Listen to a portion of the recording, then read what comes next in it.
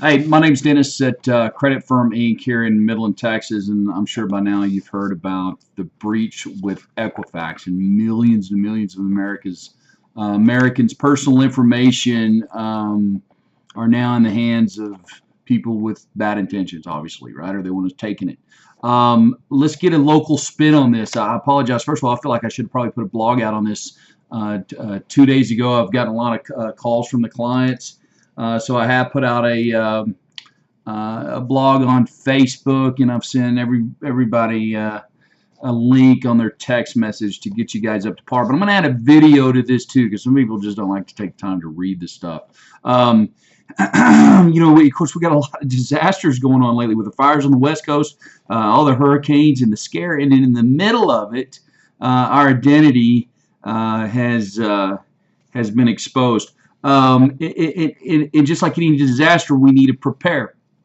And just like any disaster, this could be potentially a life-changing event.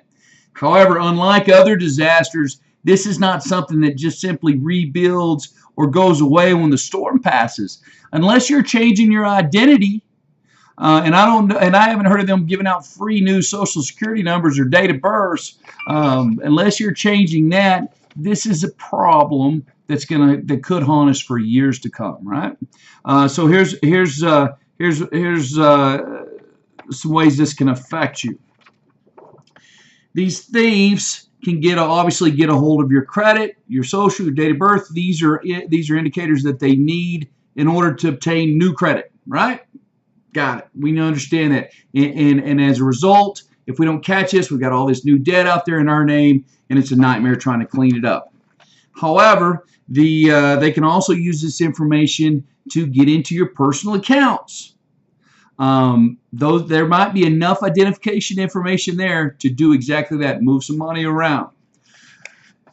Equifax finally responds to this with a portal that they've set up for everyone, basically giving them free credit monitoring. And what that means is it allows you to check your credit from a day-to-day basis to see if anybody is abusing your information, that it's obtaining credit with your identification, right? All that's great. The problem is that just covers buying power. That just covers if somebody's trying to get credit in your name. And also, they're only giving it away for a year. This ain't a year problem. The thief that has your information still has your information 10 years from now, right? So, so to me, it's a temporary solution, and it doesn't cover the accounts that are going to be breached as a result of this. All right, just a ton of things that can happen as a result of this. It's pretty spooky. Now, and then what they did was, if you read through the legal jargon, which I've got on the link, if you read through the legal jargon, you're basically agreeing, by agreeing to the 1-year free monitoring, you're agreeing not to join in on any class action lawsuits against these guys or any personal lawsuits. And if you do, in fact, get hacked now or in the future, guess what? You've just written away your rights to try to get some kind of compensation that otherwise could be devastating to your financial life. All right? I wouldn't recommend doing the deal. I think there's some better alternatives. Here's what we can do. You can go to a free app. Hell, there's a free app called Credit Karma. It's free. It doesn't expire in a year.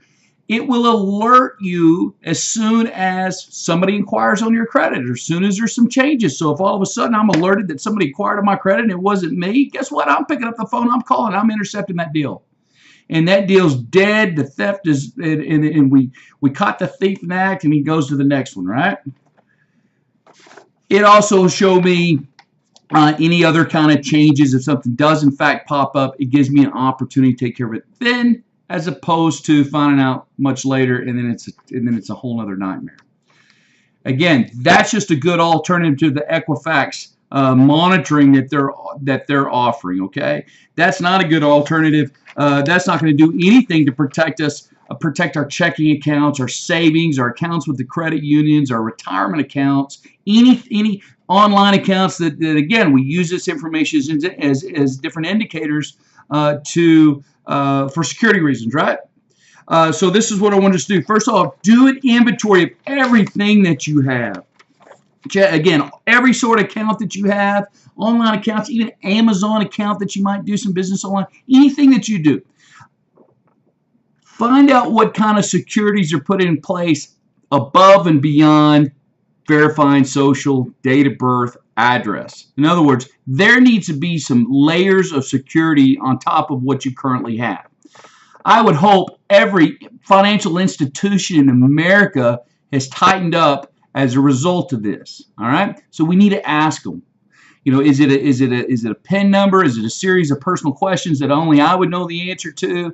Is it the cool little feature that sends a PIN number to your phone and it always changes and you got to put in the new identification number as you go through? I don't know, but we need extra layers of security on any of these things that could affect you. Okay, and so do that. I would do that first thing. If these guys do not have not been proactive and don't have these extra layers of security, get your assets and money out of that and go into somebody that it does. Period. All right. This is not something that's going to pass 8 months from now and whoo, we skirted by that one.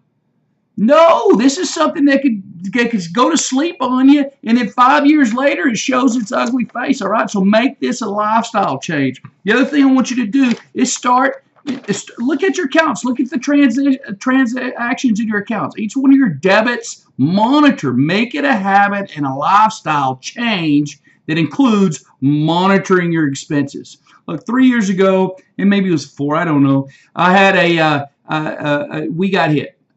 And there was a fraud coming out of my account, but it was coming out at a very small amount, enough to where I really didn't pay any mind to it. And I remember questioning, what the heck is that? I'll check it out later. 18 months later, it was fraud the whole time. It was small enough to where it didn't, I didn't stop in the middle of my day to take care of the issue. But man, over 18 months, it turned into quite a bit of money. And listen, on a broad scale, these scam artists are likely to do that. Hit a bunch of accounts on small amounts, people are less likely to start knee-jerking, right? I don't know. So just due diligence, monitor, get a monitoring company to help protect your credit. Call every one of these finance companies and people you do business with and accounts, and find out what other levels of security they have on top of your normal identifiers, and monitor your day-to-day information. Okay, I hope this helps. Don't panic. I mean, given the fact that thief is still going to have your information 10 years ago, and I'm telling you not to panic, right? Don't panic. Just make this a new part of your life. Some of you guys already do this, some of you don't, but make this part of your life, and as long as you're doing your due diligence, you'll be able to intercept and stop anything like this from happening. I hope this helps. Give us a shout if you have any other questions. Thanks.